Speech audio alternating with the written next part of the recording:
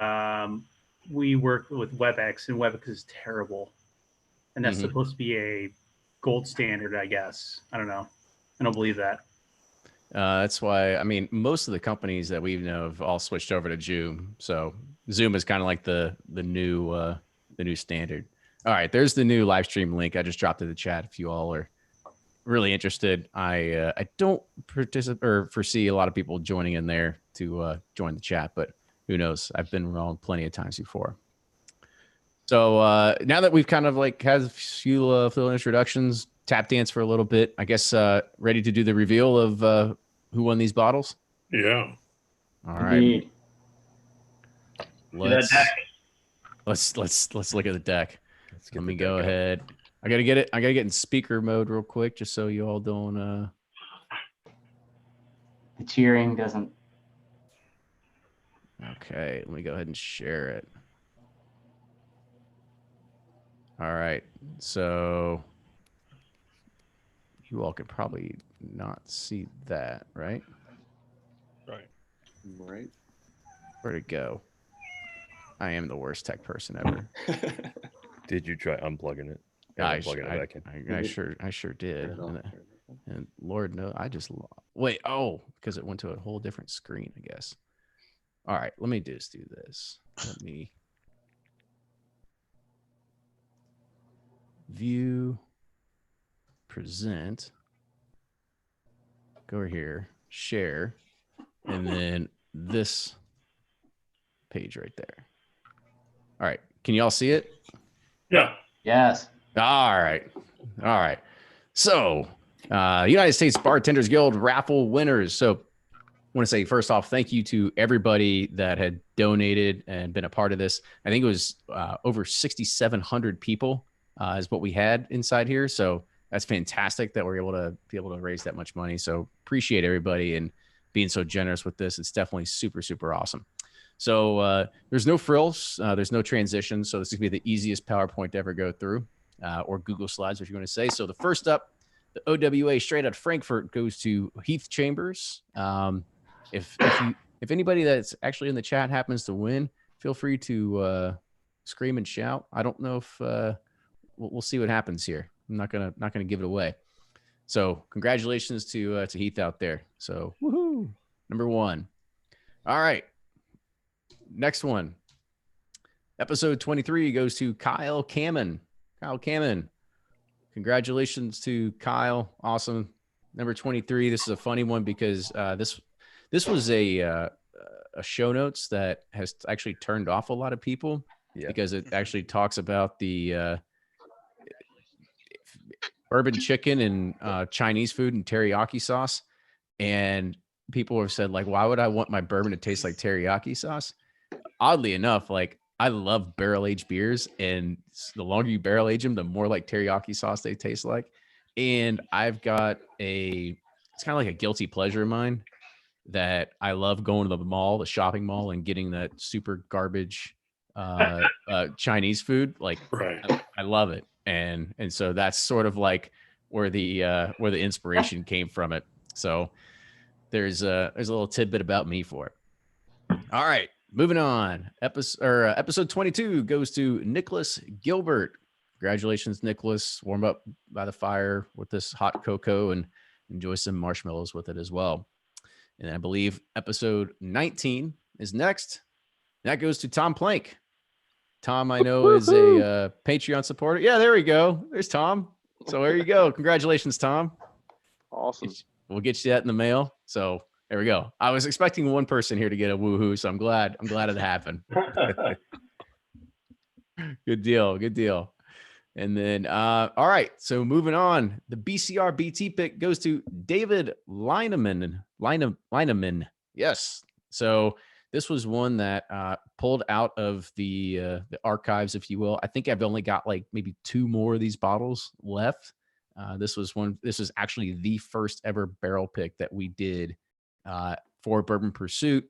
And we were able to do it with the round table and stuff like that too. So it's a awesome barrel that we were able to do with everybody on it. So it was one for the record books. Now it's kind of hard for us to all get together because we all have our communities that we built, and we're selfish, and we want to save barrels for you all. That's what it's all about. So, all right. And actually, I think I think most people have noticed or saw that we do have another barrel coming up utilizing Pinhook, a 12-year MGP that will be coming as a part of, again, helping with the COVID-19 relief and stuff like that too.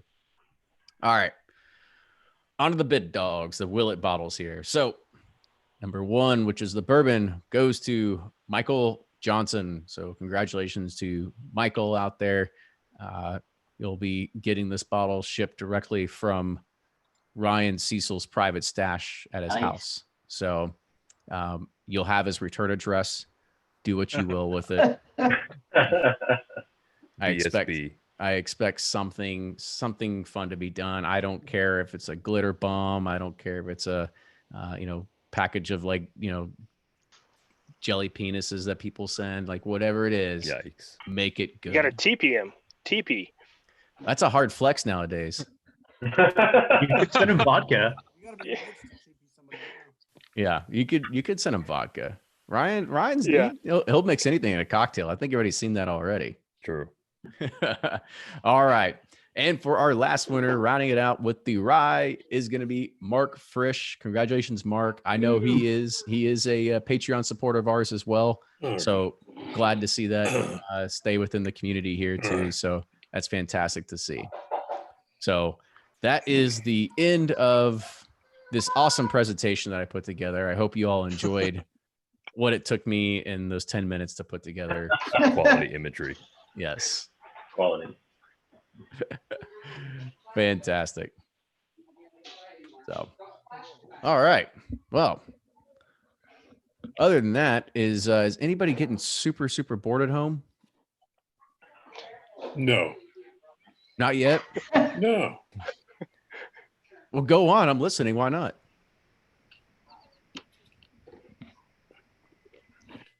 Look at this. That's a pretty good flex. Yeah, I guess that'll keep you going. Now, Jack, I know we've talked a lot, and you'll probably be able to shed some light for a lot of these people around here. You've been retired now for how many years? 26 years. 26 years. And this man has a super, super, super deep bourbon collection. So he's one that can definitely enlighten a lot of us here about the good old days of bourbon hunting and stuff like that too. No. I mean, because I'm old. That's the only reason. Well, you've been in it a long time That's too. right. I mean, experienced. Right. I mean, the first time I ever met Jack, it was at Whiskey Fest, or not Whiskey Fest. Was it Whiskey Fest here in That's Louisville? right. Yeah, That's right. Yeah. Yeah, Whiskey Fest in Louisville. I think it was like almost 4 years ago, something like that. And he came up and he says like, "Hey, I'm a big fan of the show," everything like that, and actually had a chance to meet him. So it was really a good opportunity. So he definitely travels around. He knows his whiskey, so it's fantastic to have him here with us. And I'm hitting now the 14-year Willet bourbon. Oh, you mean Elijah Craig Barrel Proof? No. Or is this an old one? The Willet 14-year. Yeah. No. I'm just giving you hell. I know, right. And it's good. Everything's good. I mean, that's one of the great things when you're old and your palate goes away, everything tastes good. I can't wait. So we have something to look forward to. That's right. That's fantastic. What about anybody else? Anybody else getting a little bit stir crazy at home? Having to not only pull actual work duty, but also do part-time teaching on the side now too? No. Everybody with young kids. Does anybody have a good teaching story so far? Sounds like a pretty good one going on right now. Somebody does. Yeah, somebody. Playing a game called This Is Why Daddy Drinks. Are you all finding yourself actually drinking more now that Yes. you're home every single day? Oh yeah, More- for sure. More often. Yeah. Absolutely. And better. Oh yeah, much better. The bottle kills I are have to drink really all my starting own to stuff pile up. now. Yeah. What'd you say there, Chris? I have to drink all my own whiskey now instead of other people's whiskey. I've been Yeah. staring at all those closed bottles. Mm-hmm. I keep finding all these empties in my trash can. Well, I mean, it's definitely one of the reasons why they're called bourbon bunkers for a reason. So I guess we're starting to actually put them to use now. But I did see a few things come up. So I saw Pennsylvania, they've opened up orders once again online. I read an article today that they were losing $6.5 million a day. Oh, They're God. keeping their doors closed. Amazing. And they had lost over the span of the 2 weeks, it was close to $91 million in revenue is what they had projected that they were losing. And so it was probably like, well, I guess we should probably at least open up online ordering. So Pennsylvania started making that switch. I also saw Dave Preston sent me an article a little bit earlier today. He's another Patreon supporter about the Virginia ABC. I don't know if anybody saw that, but Virginia ABC is now allowing distilleries to ship directly to consumers now as well. So Good. another win for consumers there and everything like Right. that. Yeah. And you'll end up hearing the same exact thing on Thursday because that's part of my intro this week. I'm assuming these aren't temporary, right, Kenny? Like, Well, the Virginia is. thing, the Virginia is supposed to be temporary. It's supposed to Yeah. be an addendum to some of their laws, and that is going to. We'll see what happens. I know a lot of people are just kind of like, just leave it. Like everything's fine. Like, as long as like nobody dies from alcohol during this, I'm sure they'll be like, well, I guess it seemed to work okay. But like I said, that That's a big TBD. if. That's a real big if. Everyone. Yeah, well, let's keep that if small. We don't want that to happen, but yeah, it's definitely is. People should be. I think everybody is kind of in agreement that it's about high time that there's been a lot of reform that's needed for this type of industry, and especially in regards to shipping and stuff like that too.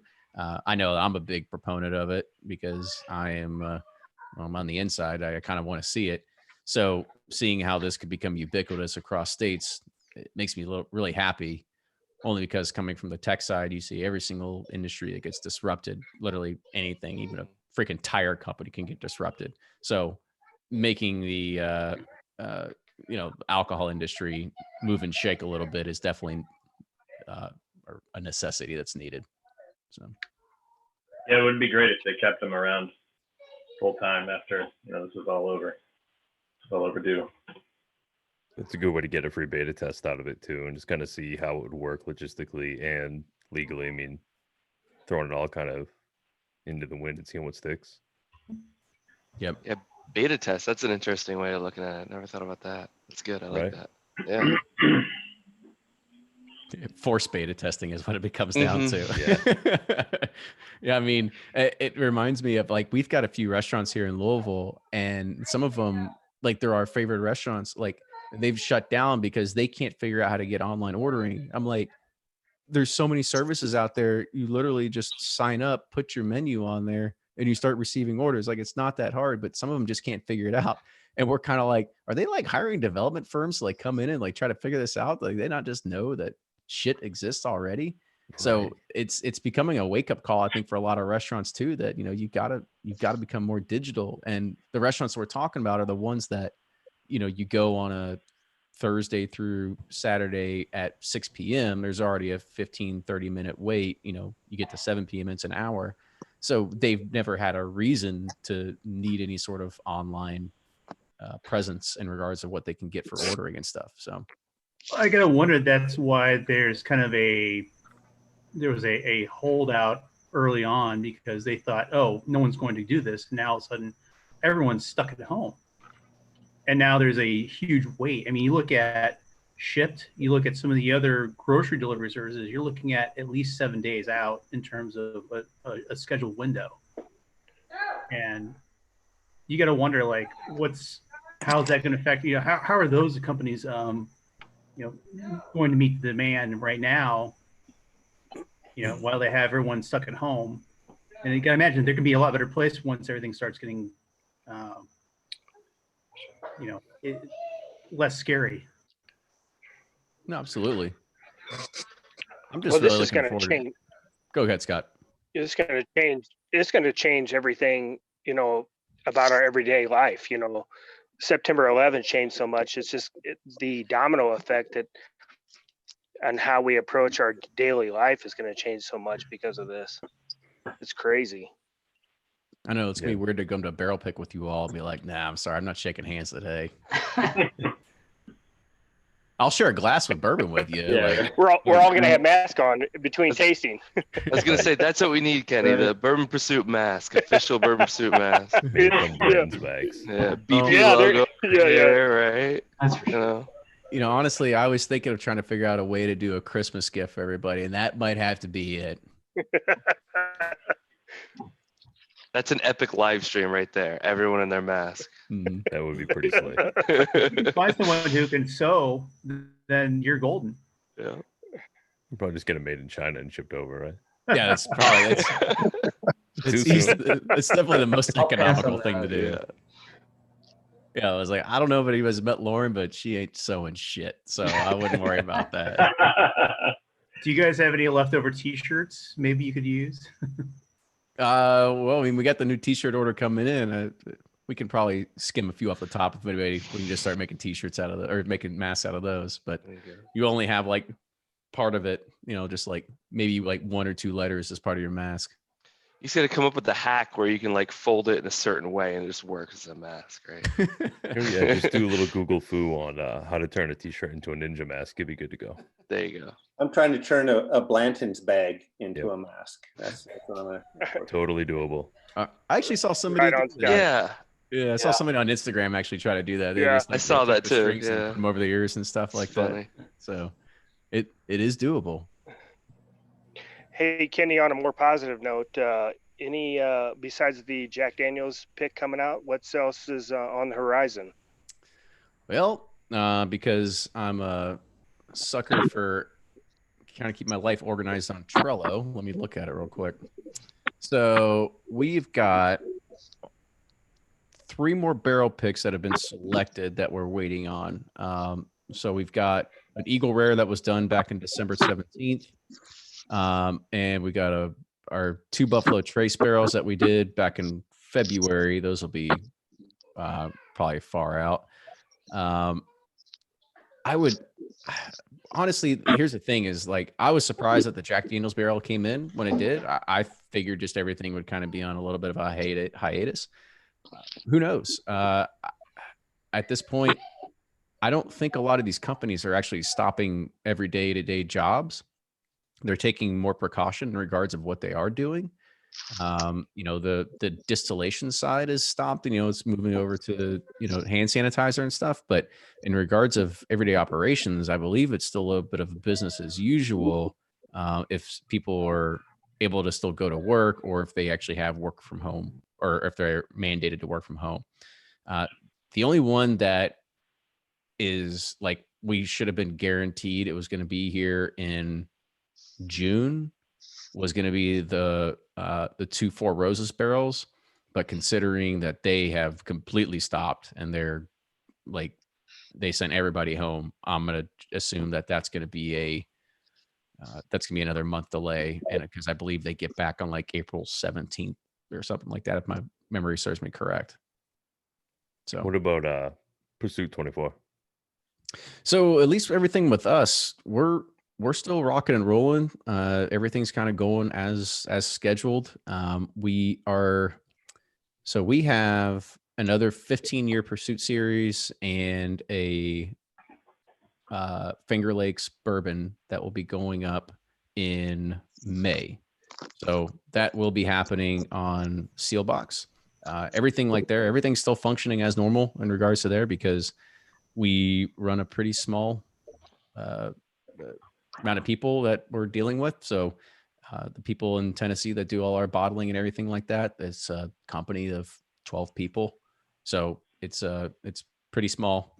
So the labels have already been delivered. I believe they're going to start bottling everything next week.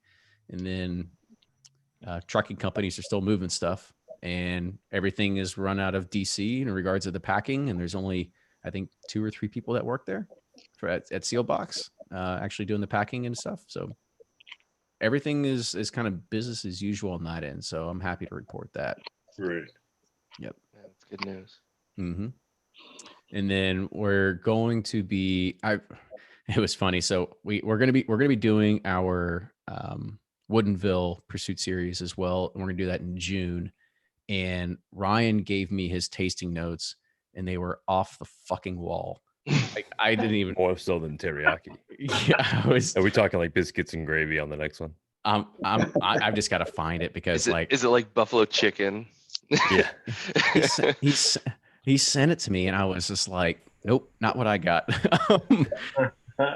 I gotta find it. We text too much, so I gotta like really scroll back here. Are you in positive? the fucking drive-through looking at the menu as you send this to me? Exactly. It's probably something encompassing cereal. Yeah, dude likes breakfast cereal. He does. He loves his breakfast cereal. I don't know what it is. Big Mac or with candy Lucky from the 90s. Charms. Yeah. Later, Drew. I mean, not to hate on anyone, but I think I agree most with Ryan's palate. So whatever he says, I'm good with. Hey, he's been on point sometimes, so I'll give him that. So that must mean that Andrew bought the episode 22. No, which one was the 15? 23? 15 was the 23. Yep. Did you buy the 23 and get you some teriyaki? You guys are making me hungry. All right. Need a taco edition. So here's Ryan's tasting notes on one of our Woodinville barrels. He goes, I get a buttery caramel. Oh, hold on. Yikes. Yeah, here's some feedback somewhere. All right. So it says, I get a buttery caramel pear cake sprinkled with cinnamon and habanero sugar. Habanero sugar. Yeah, habanero sugar. I'm like, I didn't even know that was a thing. Pretty sure that's not a thing. Wow. He's been spending too much time at Applebee's. It sounds like something straight out of their fucking menu. So yeah, I was just like, and so I said, whoa, you need to write a book. So yeah, so we've been doing that. We've been playing with some blending for a new line extension, but I do have some bad news on the Pursuit series side. So we ended up, this was something that we had found out about like 2 or 3 months ago. And I was trying to figure out if it was actually something that we needed to figure out or if there was somebody else. And come to find out it was true. So we are actually going to run out of our glass, our kind of like Parker's Heritage glass. Like it's gone. Oh no. So it's I even glass, like man. I talked to the manufacturer. They're like, nope. They're like, they just didn't sell enough of it. So they're like, you can get it in 500 mLs. And I'm like, oh, I'm not gonna fucking buy 500 ml bottles. And I said, well, I'll buy your mold from you. Like, what's your mold cost? Like, sorry, we're not gonna sell the mold either. I'm like, all right. And they're like, well, we could do a run for you. What do you, how much glass do you think you're gonna need? And I said, well, because they sent some other stuff and they're like, we could do a container of this, which is like 22 pallets. And understand there's like 700 to 800 bottles that come on a pallet. That's a lot. And I was like, and I said, well, we could do a container and we could do 22 pallets and it would last us like maybe like 2.5, 3 years. And they're like, oh yeah, you need more than that. That's too small of an order. And I'm like, well, then we're going to be SLL on that one. So I think we're unfortunately going to have to do repackaging from the ground up on Pursuit series. So you get a new label and everything too. Yeah. New label, new die stamps, everything. Ooh, that's a good time for a line extension. So it's little heartbreaking considering we love the glass and we love that bottle shape and everything so much. But you know, what are you going to do? We've got a few more options. We're going to try to figure out what's out there.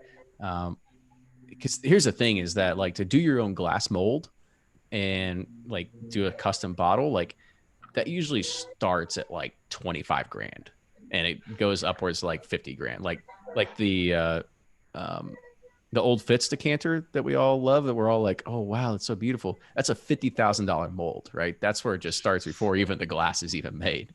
So it gets expensive pretty quick. Well, and that's why we're just going to do like off the shelf sort of stuff. well, some of us will have to consider the older stuff vintage.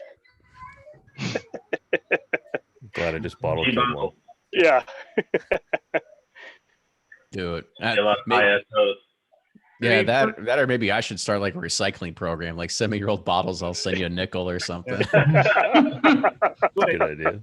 Kenny, from the stuff that's off the shelf, what's your favorite choice, I guess, from there? I wish I was doing this from the basement. I would go, I've got literally a box of like 15 or 16 like empty glass bottles that our supplier sent us. They're like, here, this is stuff that's available. I mean, there's actually like, there's stuff that you would see that you relate to everyday items, like the Elmer T. Lee bottle. There's Stag Junior bottle. There's the Heaven Hill Select Stock bottle. I mean, there's literally almost anything that's available on the market is you can buy. Here, I'll even drop something in. We actually found the company that you could buy the Old Forester birthday bottle if we wanted to. Old Forester birthday don't bourbon. do that. Don't do that. Yeah, no. That's what I wanted to be able to fit 2 on my shelf. Willet pot still bottle. There you go. Yeah, do the worst fucking bottle shape for shipping ever. Yeah, please do the Willet pot still, but only do 1.75s. Exactly. Yeah, no, there's this place called, I mean, you can Google it, it's called Saver Glass, like SAVER, and they have they're really expensive, but they do glass for everybody. Like I like the one that I really loved on there, and I was like, oh wow, I like this. It looks very familiar. And I was like, oh, because that's the Four Roses limited edition small batch bottle. So that's gonna get expensive too. There's also, they do like the Michter's 10 bottle, everything like that. That's a decent bottle, the Michter's 10. Michter's 10. 1792, they do that one. Don't do those. Yeah. They also do the Captain Kirk bottle.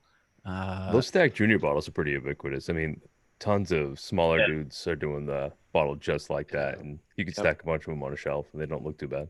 Yep. Yeah, they're compact. They're easy to pack up and put on a shelf. Believe me, we'll probably call in some some people for help when we need some input, because we can look at glass all day and be like, I don't really know if we want this. Because the problem is that when you start looking at all these different companies, like there's literally like every single glass that's out there, like it's been done by somebody. So it was good to find a bottle that was somewhat unique and different than everybody else. So all I know is that we just don't want to do another wine bottle. I don't want to do that. Yeah, I mean, really though, that's not a bad problem to have, because you've got a crowd that actually likes what you guys are producing versus what the glass looks like. True. I guess we have that going for us, but I still love that fucking glass. Yeah, that's good. Yeah, it's a good bottle. They fit perfect on my shelf too. Actually, I like designed part of my shelving around how many of those I could stack in there too. So if you could not change it too much. That's so you, John. Just like, how many can I fit in there? Yeah. Each of an inch between each other, and that's so Just great. I love it. spacing. Yeah, I Dude, love it. the Captain Hook. That's the bottle to go with. You see it? Yeah. Kind of like I think that's like the jug, the whiskey jug. I think it's like Kraken rum. Actually, the Kraken. They use that same exact jar. That's crazy gross. This is just one of those things, like when you start building a brand, you start looking and you start noticing just packaging what everybody else has. So it opens up your eyes to everything that's out there. Where's the old Kentucky Spirit bottle? The Fantail. That's what we need. Oh, there you go. Awesome. Yeah. Probably own the vault on those. Yeah. I mean, you'll see that, like, I mean, there's some companies out there and they do, they have their own molds and they have something that literally nobody else can have. But then there's a bunch of people that buy off the shelf product as well. So what I hear you saying is you want all of us to send you our top 5 bottle shapes. An inbox right to you. No, when it comes time for a vote, I'll let you know. We got a. Thankfully, we've our actually the guy that even helped design this lives 2 doors down from me, so. Oh, nice.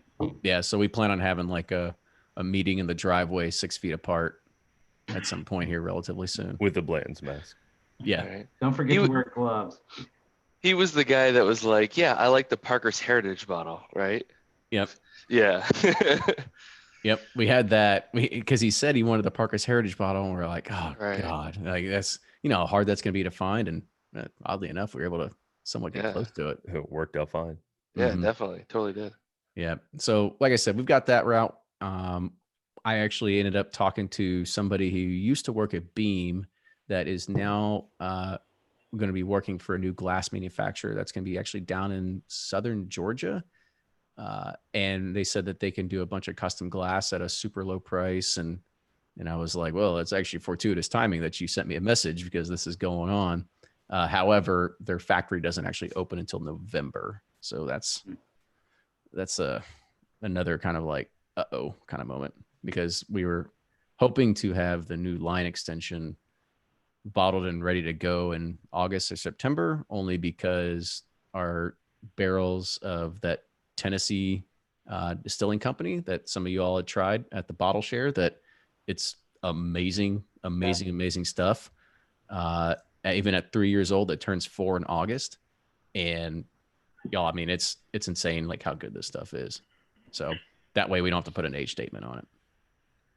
Have you guys heard of Anchor Hawking? Yeah. They're a big company. I mean, they're based, their North American operations are in Ohio. I have some people, my friends, coworkers that used to work for them. They're a very large glass manufacturer. So if you need contacts, they may be, I don't know if you'd be able to fill their minimum quote, but maybe something worth looking at. Yeah, I just pulled up their website right now. It looks like they do, I don't see like they do like spirits glasses or anything like that, but it looks like it's just sort of like kitchenware sort of stuff. There's a lot of stuff on there they don't push out to the public. Okay. Yeah, I mean, we're all about exploring any option that's available to us. Maybe they're sitting on like 20,000 bottles they don't know what to do with. And we're like, hey. Yeah, we have 9 pallets of this stuff we've been trying to get rid of. It looks just like a Parker's Heritage bottle. You're like, I'll buy it at a discount though. No clue what to do with it. No idea. We'll figure it out later. Yeah. Awesome. So yeah, that's the latest. That's what's happened in like the past 48 hours with us. So it's been a roller coaster. What do you guys have going on for the next couple of months for a podcast? So thankfully the podcast calendar is pretty much, I mean, we recorded a bunch back when we were doing our recording session. So at this point we have got everything recorded out until August 20th of 2020. And we will start doing idea gathering beginning of May, and then start sending out messages to start doing recordings, hopefully in July and August is what I want to do. So we'll just choose one week in July, 1 week in August. Hopefully by then we can get within 6 feet of another person. I mean, I would imagine by then we are able to, but at that point we'll start a recording going on again. At this point, we are going to run out of whiskey quickies in the next 3 weeks. So that's the only thing that's kind of on the uh-oh list right now. What can't you get up there that we could get you from a control state? Oh, it's not that. I'm just saying, like, we don't have any others recorded. So okay. We've only got 3 weeks of whiskey quickies recorded, and then we have to figure out if we record behind the bar 6 feet apart or if we just really risk it. It's really not risking it. I mean, let's be honest. So you and Ryan would like a 6 foot, like 2 yardsticks between each other. With the infographic on the screen. That would be amazing. Yeah, I do have like a 4 or 5 foot level. Like I could just put this, like we'll just like make sure we're like, I'm just poking him on the side with it. Be like, don't come closer than this. Just use an Eagle Rare 1.75. It's about 60. I'll tell you what, I kind of wish I would have done like, because we already choose our bottle sizes for that Eagle Rare pick, and they let you pick 1.75s if you wanted them. Oh my god. Oh, that's dangerous. I thought about like doing that and like one lucky person do it, but I was like, if I do that, then that kind of fucks like 2 more people out of it. And I was like, let's not do that. So we'll spread the love around as much as possible. Hey, Kenny, I do want to point out, when you're adding to your list of ideas for recording, you're going to be meeting and talking with people in the glass industry who supply distilleries. Now you can extend your knowledge base into the people giving bottles to have nil. Mm-hmm. Yeah, we got to do what we can. We got to see if we can. We'll see if we can undercut them too at the same time. I'm sure they'd love that. So, anybody got other good plans this week, or is it just another staycation this week? More of the same. I'm making hella progress on my home bar here since I'm not going anywhere. I kind of wish I had more free time. I've never worked harder in my life with my job, and now with this going on. So well, I'm always no commute anymore. So did you have a long commute? It wasn't really long, but I mean, it's an extra hour and a half a day, you know. So if I flip this around, but I started on the bar there. I don't know if you can see, but we got it's coming along. But I got to paint and whatnot. So idle hands are the devil's playground. Keep yourself busy over there. Yeah, well, it's it started off as it gets more expensive as it goes higher and higher. I got probably like $1,300 in the top 2 inches of the stand bar. So It's only going to get better, man. Oh yeah, I'm sure it'll get cheaper. Yeah, second. Yeah. Yeah, just put some plywood shelving in there to like cut costs. Triple it. Is anybody actually like finding a lot of newfound freedom? Jack, we know that you've been free for the past 26 years, so you're good here. But yeah, I can't even remember. You know, back then. I should have never worked in my life. I should have been, you know those movies that had upstairs, downstairs. I should have been upstairs, but I wasn't. I had to work. You know, whatever. Anyway, cheers. Yeah, absolutely. Is there anybody else that's kind of like, because I know with my job, since I work from home, like I'm always just constantly busy. It didn't really matter if I was in the office or out. But has anybody like found that they're not as busy anymore because they're not surrounded by coworkers, or their job isn't as demanding when you're not in the office? Yeah, my job was around compliance, policy management, stuff like that, business continuity. There have been times where I've been extremely busy, but a lot of times I've just been, normally I'd be meeting with someone in person, and I can't do that because their job is not really focusing on that at all. And, you know, it is what it is, but you just kind of like, well, now I need to start looking at what can I do to prove my value to the company when I'm not actually in person. You got to submit like a weekly report. Like, what did I do this week? Not so much that. It's more like I have to prove to myself, like, okay, what am I doing like to actually prove to everyone else that I have value? Because you got to look at the long term. Like, you know, you don't know what's going to happen. So you just, and also at the same time, it's like you keep reaching out to other people that you didn't, used to reach out to and build those networks. Because again, like whatever happens, it's going to be based on who you know. Nope, for sure. Anybody else finding some newfound freedom, or still busy as usual? I've been leveling up in Call of Duty a lot more than I was when I was in the office. This is a good time to game, I guess. Oh, lunch break? Yeah, sure. Why not? Yeah. Yeah. He calls it lunch break. He's sitting there with a bar cart full of old Overholt next to him. You keep on about that stuff. I just need to send you some. I think you really want it. As much as you want to send, man. I like that. Call of Duty lunch break and then a 3 o'clock afternoon nap. Yep. Yeah. For product. Nice transition, really. Mhm. So he pretty much gets that's when he gets done playing Call of Duty. Yeah. You finish up that lunchtime Manhattan just about before afternoon nap. Come back. That's what around my for work dinner. life's missing. Afternoon Manhattan. That's what I really need. That's right. It's the after lunch pick me up. Yeah, I like that. That's good. Kenny doesn't drink coffee, so he's into that. He won't tell you, but he's into it. What was Manhattan's or the coffee? The Manhattan. Oh yeah. I'm a big Manhattan fan. Like I said, After lunch. Well, I mean, I'm Before not lunch. gonna say I do or don't. No, I'm just kidding. Yeah. It's been a while since I day drink. It's different because I actually used to have an office I would go to here every once in a while, and I actually had a bottle of bourbon on my desk at the office. It was just like an old granddad bottle and bond. It would just always sit there, and anybody could have a drink out of it if they wanted. And so whenever I'd go, it'd be like 3 or 4 o'clock in the afternoon, and I'd just sit there and just have a drink by myself, like in the office, and there would be people around. They're like, "Oh, I guess I'll have one with you," and stuff like that too. So it was a fun little Mad Men scenario. I mean, granted, it was his IT, right? So it wasn't like we're not sitting there like wearing suits or anything like that. I'm sitting there in t-shirt and a hoodie and jeans and drinking bourbon with somebody else. Way classier bunch for sure. Right. Yeah. A few less cigarettes. Yeah. We need to have a Don Draper day where we all just drink Canadian Club all day long. Yikes. I've got a bottle want from to puke all night long in my closet right now.